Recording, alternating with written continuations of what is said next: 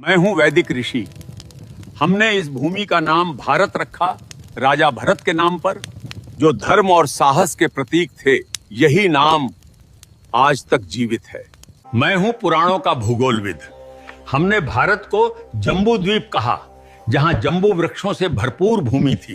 प्राचीन काल में पूरी धरती को इसी नाम से विभाजित किया जाता था। मैं हूं आर्य परंपरा का विद्वान। उत्तर से दक्षिण तक फैली इस भूमि को हमने आर्यावर्त कहा। यहाँ धर्म, ज्ञान और संस्कृति का वास था। मैं हूं फारसी यात्री। हमने सिंधु नदी को हिंद कहा और इस भूमि को हिंदुस्तान। यही नाम सदियों तक चलता रहा। मैं हूं यूनानी भूगोलविद। हमने सिंधु नदी को इंडोस कहा और पूरी भूमि को इंडिया। यही नाम ब्रिटिश काल में आधिकारिक बन गया। मैं हूं प्राचीन व्यापारी। भारत की सोने जैसी भूमि के कारण हमने इसे सुवर्ण भूमि कहा। सोने, मसालों और धन की धरती। मैं हूं अरबी नाविक। हमने इस धरती को अल हिंद कहा। सागर, मसाला, व्यापार और ज्ञान की भूमि।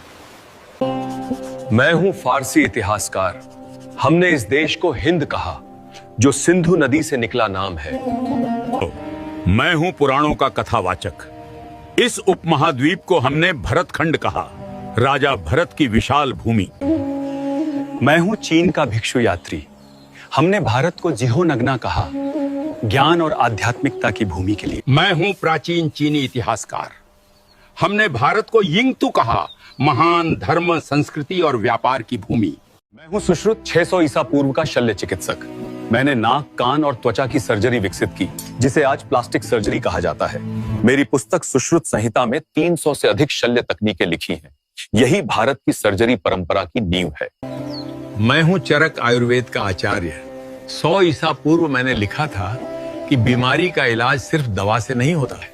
शरीर, मन और भोजन, तीनों का संतुलन जरूरी है। मैंने सिखाया कि हर पौधा दवा है और हर भोजन औषधि बन सकता है। मैं हूं प्राचीन भारत का नेत्र चिकित्सक।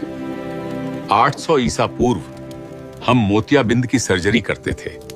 एक पतली सलाई से आंख की धुंधली परत हटाकर दृष्टि वापस लौटा देते थे। इस तकनीक ने हजारों लोगों की रोशनी बचाई। दुनिया में पहली कैटरैक्ट सर्जरी भारत की धरती पर हुई थी। मैं हूं कोणार्क का शिल्पकार। हमने सूर्य मंदिर को इस तरह बनाया कि हर पहिया एक सटीक घड़ी की तरह समय बताता है। आज भी सूरज की किरणें हर घंटे पर ठीक इसी कोण से गिरती हैं, बिना किसी आधुनिक गणना के। मैं हूं भारतीय वास्तुकार। हमने ऐसे भवन बनाए जहां हर दिशा, हर खिड़की ऊर्जा के अनुसार तय थी, बिना बिजली